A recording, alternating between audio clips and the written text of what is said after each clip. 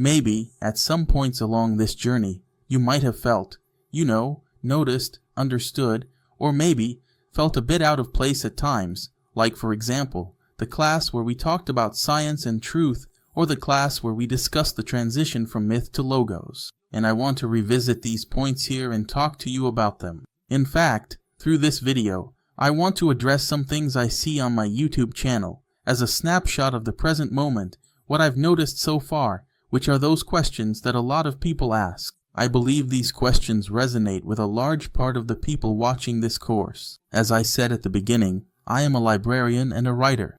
I wrote 2 books that are right here beside me. I also did 2 postgraduate courses, one for each book. I also did 2 postgraduate courses.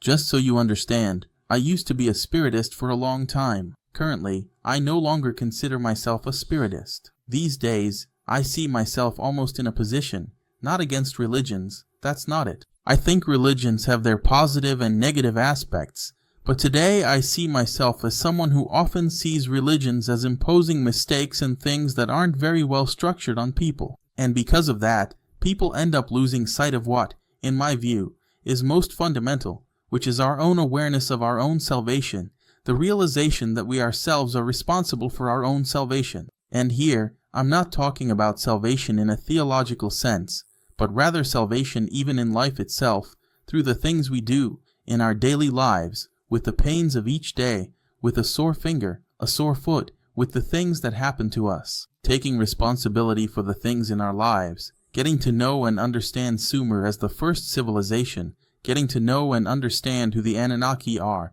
is to connect ourselves with what is most profound in being human. It is our connection with what is most ancient, most primordial, and most distant. It is meeting the first humans, literally humans, not simian, not primate, not the races that came before us. And when I say races here, I'm not speaking in a conspiratorial or prejudiced sense.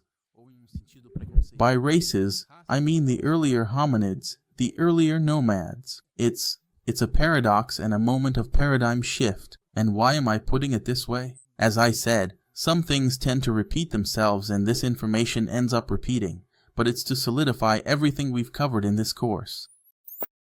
Course originally recorded in Portuguese and dubbed using artificial intelligence. The course was recorded in 2022, when I was not yet a full-time YouTuber. The knowledge presented here is a treasure, as it brings the scientific foundations that qualified my research and are the resources I use to produce the videos on this channel. I know this dubbed voice is a bit monotonous. Although I speak English fluently, I chose to dub this content because it is older, and I wouldn't be able to re-record 10 videos with the same quality I managed to achieve back then.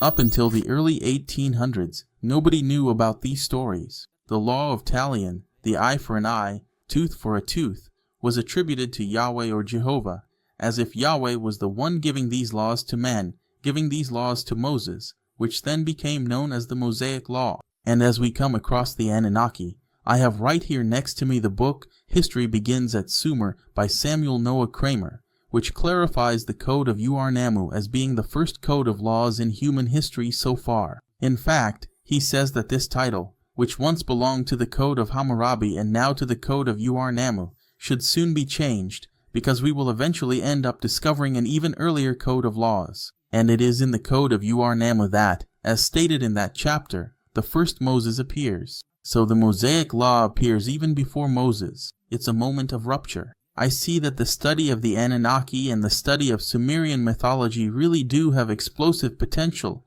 implosive potential, the power to make our entire world change in the face of these things that are happening. And what are these things that are happening? They are the discoveries we have made. This is because religions, and here I'm talking about the vast majority, the Jewish religion, Christianity, all the religious branches that stem from Christianity, like the Neo-Pentecostal or Pentecostal churches, or, other religions.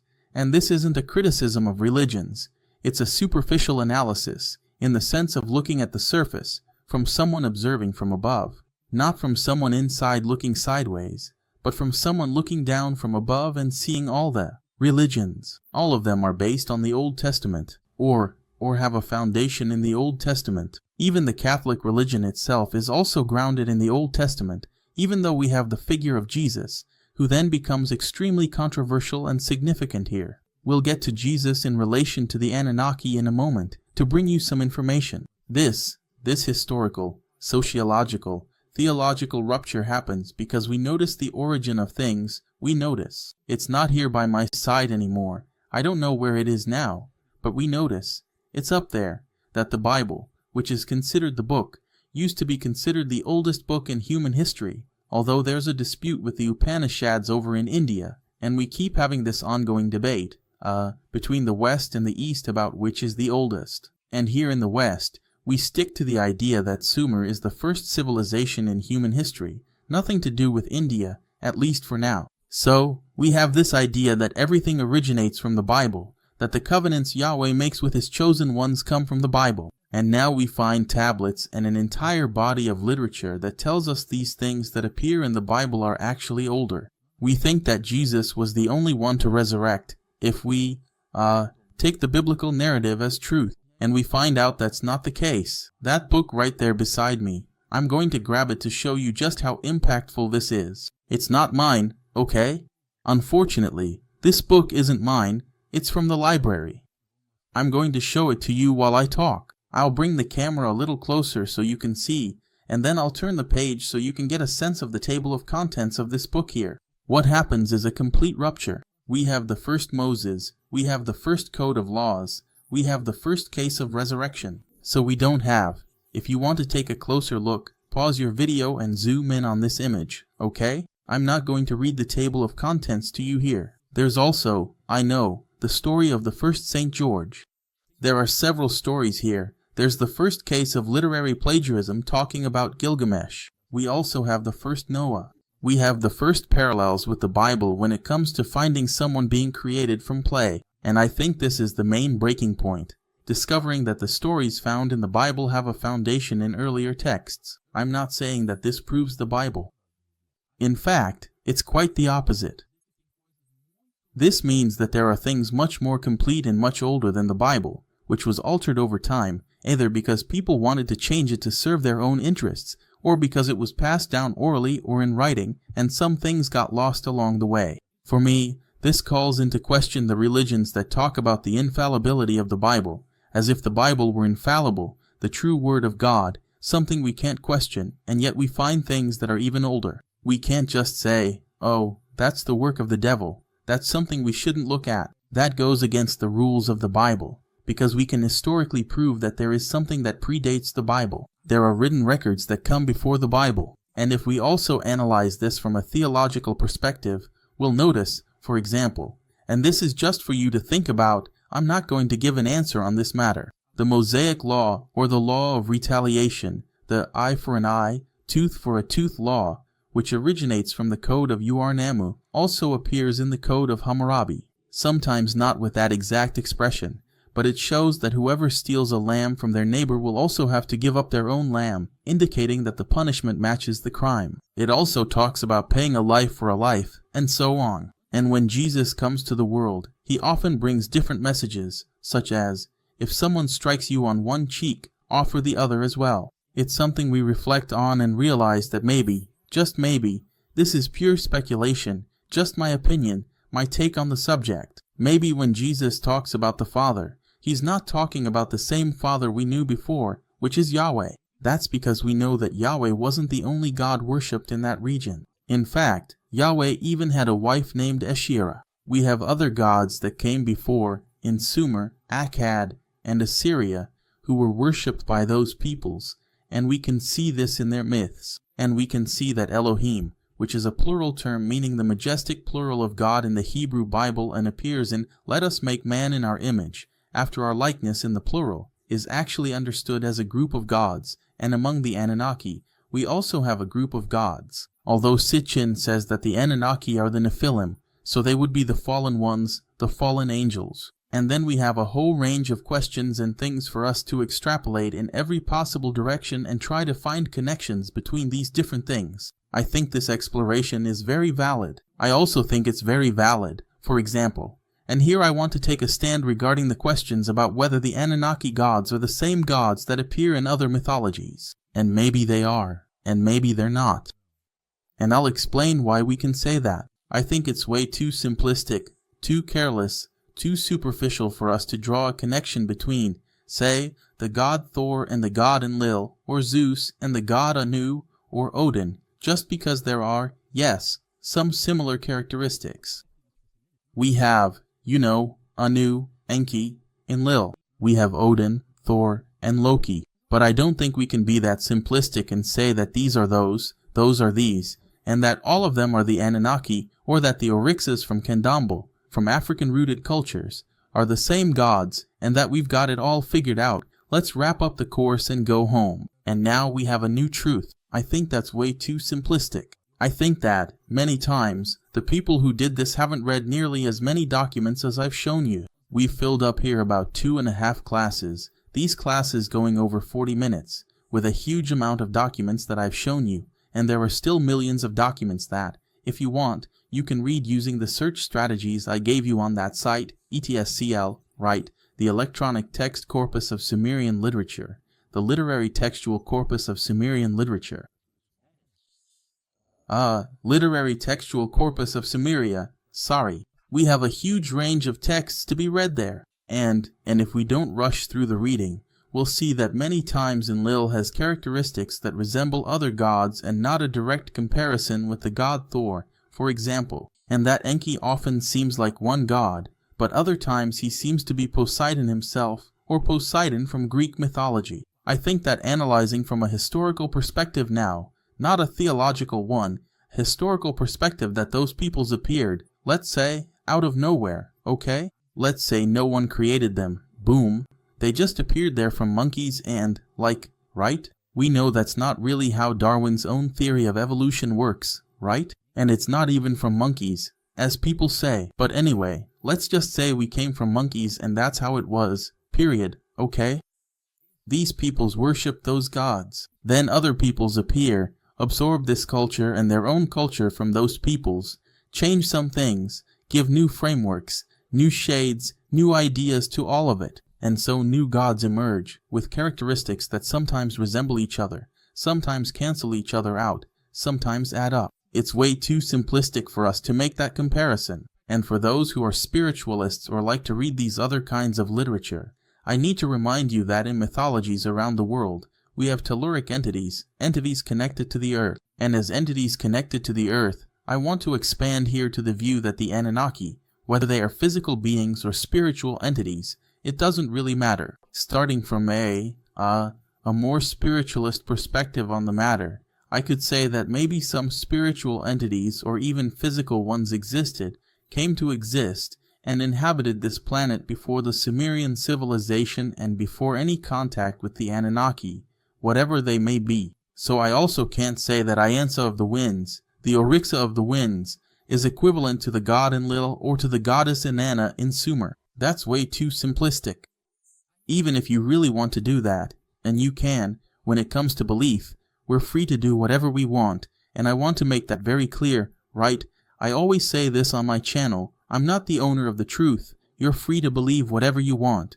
But here, I have to share a few things with you. A lot of people sometimes come to my channel and get mad at me when I say that we can't make that kind of simplistic comparison. But on the other hand, I also need to remind you of everything we've seen, even in a huge range of documents, and say that it's not really that simple. For us to be able to confirm something, we should read a lot of tablets to be sure. I also need to remember just how spectacular, how sensational Zecharia Sitchin's Anunnaki theory is. It's from Sitchin that everything comes. It's because of Sitchin's extremism, because of the impact of everything he says, because of his understanding that Nebel or Nibiru or Nibro is a planet, that the Anunnaki are extraterrestrial beings who came from there. It's because of all his boldness, of a man who didn't hesitate to answer the question, were the gods astronauts?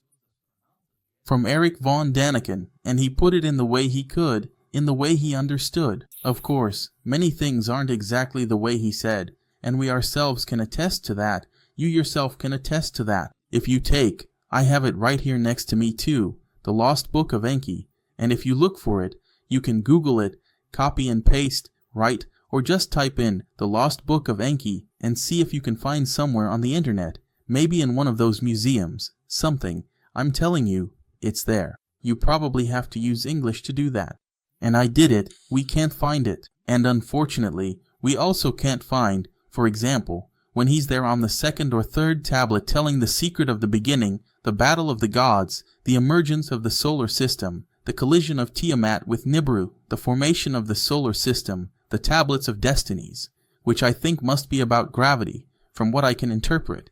We just can't find it. He didn't say this came from such and such place, but we can clearly see it came from the Enuma Elish. And when we read the Enuma Elish, we don't see that. When questioned about the tablets he spoke of, Sitchin never showed or ever said where that information came from. And everything starts with Zechariah Sitchin, and from Zechariah Sitchin, we find a foundation and a basis. A foundation and a basis that today extends to points that sometimes even scare me. Today, it goes so far that we say the Anunnaki came from the Pleiades and that we have another range of extraterrestrials who came from other places. And then we have David Icke with his reptilian theory, saying that the Anunnaki are reptilians and that there's a big conspiracy behind it all. And I see channels with millions of subscribers saying that the Anunnaki are ruling the planet behind the scenes, that they're the ones behind the world leaders, and so on. And here in this course, with this foundational basis that I'm giving you, I need to tell you not to take any answer as an absolute truth. I also really enjoy conspiracy theories, and sometimes I drive home in traffic listening to podcasts and looking up conspiracy theorists. I like to listen to things in English, so I listen to podcasts in English. Sometimes I listen to the more extreme conspiracy podcasts, because I also need to know what's being said there. But if you want to take it as the truth, that's fine. But since I'm the one taking this course and you're here watching, you need to be aware that we can go into conspiracy theories. But beyond that, we have to find a basis and foundation. I see many contemporary philosophers. I'll mention Mafasoli, a philosopher, or actually, I can't remember now if he's a historian or a sociologist. A Frenchman who often talks about this moment of rupture we're living through, where science, academia itself, academic and scientific knowledge, no longer represents an unshakable pillar and foundation for the world. It's as if we're at the twilight of the Enlightenment, which came as a response to the Middle Ages, when religion was the answer to everything. And then the Enlightenment emerges, bringing with it the whole idea of sustainability as a foundation for the world, these lights that then illuminate the darkness. And today we have a completely divided world, where it's no longer clear what is fake news and what is the truth. This era is sometimes called the age of post-truth or postmodernity. And in this sense, maybe we can question whether all the information about the Anunnaki is actually on the web, on the internet. And of course they're not, because not all the tablets have been translated, and maybe Sitchin had access to and read things that we can't see in these museums.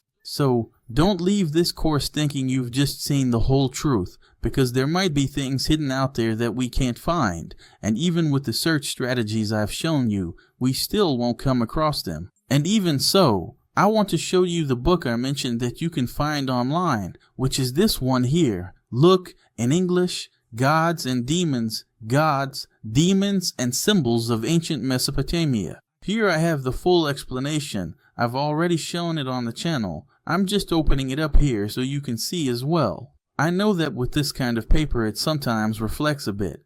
I'll do my best in the editing so you can see it, okay? Here we have the full meaning, look, of the moon, the solar disk, and here you'll find the winged disk, which is the winged disk. We have here the cross, look, the Maltese cross that appears there for the god Anu, and we have the 7 dots. Dots means points. We have the 7 points that even show up in VA 243. In fact, academics might be adamant that this here is a star or that this is the winged disk. But what if this really is a spaceship? We have in the Bible. This is why it's interesting for you to check out this book here, if you can. It's available online, as I said. You can find the PDF with a little effort. You will find it. We can't limit ourselves to just one answer in this regard. And in the Bible, we have people talking to burning bushes. There are even cases that seem like abductions in the Bible itself. And I can't claim that these are irrefutable truths just because they are in the Bible. But what I want to show you is that we can't settle on a single truth. I also want to say, as we wrap up, that you should really value the work Zecharia Sitchin did for us. If it weren't for all the theory he built, like I said at the beginning of the course, you wouldn't even be here. It wouldn't have sparked all this interest that so many people have. We wouldn't have an answer for the ancient astronaut theory. We wouldn't have a tree, a vine, a rope, some kind of support for someone who wants to believe in the ancient astronaut theory to have an explanation and some guidance. Just as religions show various forms and schools of thought that support life, morality, and customs throughout many eras in human history, the story of the Anunnaki also stands on its own. And that's not all. The story of the Anunnaki, as art, and here I'm referring to Sitchin's theory, serves as a way to show people, to warn them, and to demonstrate that there are still many things we don't know. And there are many parallels and things that came before the Bible or other sacred books that we also don't know about. Since Sumer was the first civilization in the history of the world, and these writings from the library of Nineveh are the oldest known to us today, we know that they predate any sacred book from any religion. And have you seen everything the Sumerians accomplished? Have you seen how much they irrigated, drained the waters from the swamps, learned to plant, to harvest, and studied astronomy? They learned astrology, they built the ziggurats, they built the schools. They developed the concepts behind all the laws we have today, invented the wheel, came up with the concept of time, and established commerce. And it seems to have come out of nowhere. But we know it didn't just appear from nothing. According to the Sumerians, they are very clear about this. I always use the word categorical, but that doesn't mean I'm saying that everything we were taught came from these gods. And we can see this in some myths, and we can also see it in the tablets. The more tablets you read online, especially from those reliable sources I showed you, the more you'll notice how close gods and humans were in those ancient times. Which really does make us question whether these gods might have been physical beings who were actually on Earth. And you saw with me at the British Museum, where it says that before humans, the gods were here on Earth, only the gods, and they worked. It's not a fallacy, it's not a conspiracy. We're referring to myths, the very first myths in human history. Whether we can prove that these myths tell the truth, well, that's another story. But what we're talking about here are myths. So, in the end, what we've been told up to now about the creation of human beings, about God resting on the seventh day, actually turns out to be a fallacy, because we can see very clearly where that story comes from.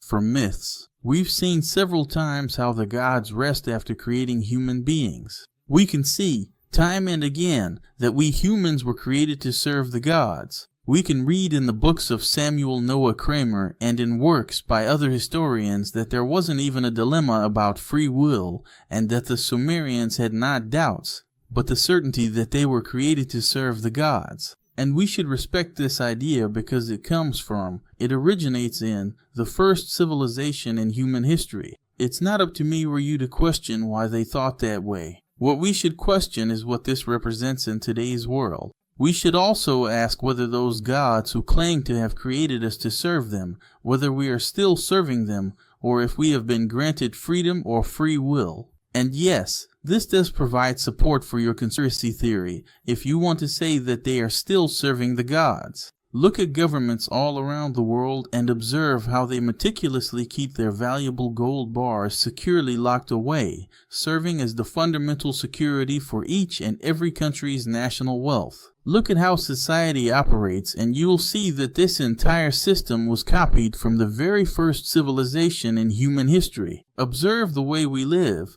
the way we interact, and if you can, though it may be hard to find, look for books by Samuel Noah Kramer or other books out there, academic and scientific sources, and notice how much these sources connect us, these humans, to the way of life we still have today. But at the same time, don't limit yourself to thinking that this is the only and absolute truth that exists. Always seek, always look to broaden your knowledge and try to make these connections, and especially as we wrap up this course, I need to tell you that the very term Anunnaki, as we've seen, is a confusing term. It's the term that represents several gods, and we can't even say exactly which gods these are. It's a term that for many simply means the children of the god Anu, while for others it means those who came from the sky. And I see that these terms are almost the same thing, because Anu and sky are the same, as we've seen in academic sources. So the children of the god Anu could be the children of the sky, and we know that Ki is earth, so they are those who came down from the sky to earth, literally. So, academia discusses one thing, and the videos on YouTube, today, right now, when you search for anything about the Anunnaki, the Wikipedia definition comes up as the offspring of the prince or the children of the king. Because maybe there's a big problem in stating that they are those who came from the sky, according to what we can interpret from Sumerian mythology itself. So we can't just stick to a single interpretation. And, at the same time, this course that offers you a foundation, a research basis, also serves for you to understand and observe everything very critically, and by critical here, I don't mean pointing out someone's mistakes or successes, but rather that you have a critical analysis, a critical foundation to observe everything that exists around the term Anunnaki. How many people out there are saying that the Anunnaki ships are arriving, that they're going to make contact with us? Will the Anunnaki ever return one day? If we look at the major religions, I can't say all of them because there are millions, thousands of religions around the world. But if we look at the major religions, we'll notice that all of them are either waiting for the return of their Savior, because he has already come, or they're waiting for the Savior to come for the first time, like the Jews, for example. And so many other Christian denominations are waiting for the return of Jesus. Some are waiting for Jesus to return while they're still alive. Others are waiting for Jesus to return after they've already died, when he will come to judge them. So, all of us, in some way, from a theological perspective, are waiting for the return of something. And the most interesting thing to see is that the world's first civilization points us to the Anunnaki. So maybe we should be waiting for their return. We can also extrapolate these ideas of the Anunnaki to Gnostic concepts, to see the Anunnaki as archons. And this is a line of thought that leans toward spiritualism, sometimes in a way that labels the Anunnaki as evil beings. And here I need, once again, to come back down to earth and to the theoretical foundation of this course, and remind you that the Anunnaki are neither good nor evil. From a historical and historiographical perspective, the gods worshipped at that time were sovereign in their decisions, just like Zeus in Greek mythology or Odin in Norse mythology. We don't have good or bad actions from Zeus, we simply have actions. In this historical context, there is no room for evil personified in someone. And if we look at it from the Gnostic perspective and then label the Anunnaki as archons, we need to understand that they also symbolically and archetypically represent our own tendencies, the things that are good or bad within us. And we can even interpret the Anunnaki as the planets themselves, the 7. This is because the Anunnaki sometimes appear as 12 and sometimes as 7. So they can be the zodiac signs themselves, the 12, or they can be the 7, the 7 heavens, the 7 spheres, the 7 astral bodies, or the 7 archons in Gnosticism as well. This foundational study of the Anunnaki serves to ground us, no matter which perspective or side we want to explore. But I think there's a lot being presented today without any real foundation. There are a lot of people out there spreading information without ever having read any of these sites, without even knowing them. And here, as someone who teaches this course and has so far never found any other course available online, I hope this serves as the foundation and groundwork, and that you too become, just like me, an explorer of myths. Because getting to know our oldest civilization and the myths of our oldest civilization, up until now, no one came before the Sumerians to tell us which gods they worshipped. As I've already mentioned in this course, we have other monuments, such as Göbekli Tepe, which is a temple of worship and very likely predates, yes, the advent of Sumerian civilization. But it was probably built by nomadic hominids, or if they did settle the population there, or a small group, they didn't know how to write and record writing. They didn't know how to document this information. So, we reach a point where we can't know anything before the Anunnaki. Not the Anunnaki, the Sumerians, that could tell us which gods were worshipped. These gods are so closely connected to our culture, to our way of being, that many times they seem like you or me. Enjoy the captivating and imaginative works of fiction created and developed around the world that thoughtfully use the ancient Anunnaki as a compelling and intriguing backdrop, because it's truly through art itself that we can profoundly break through to ultimately find our very own soul. In fact, the texts always mention the creation of human beings as flesh, as physical garments. We can't confirm that if the Anunnaki really exist in flesh and blood, whether they came from Nibiru or wherever they might have come from, whether they inhabited spaceships and descended to planet Earth.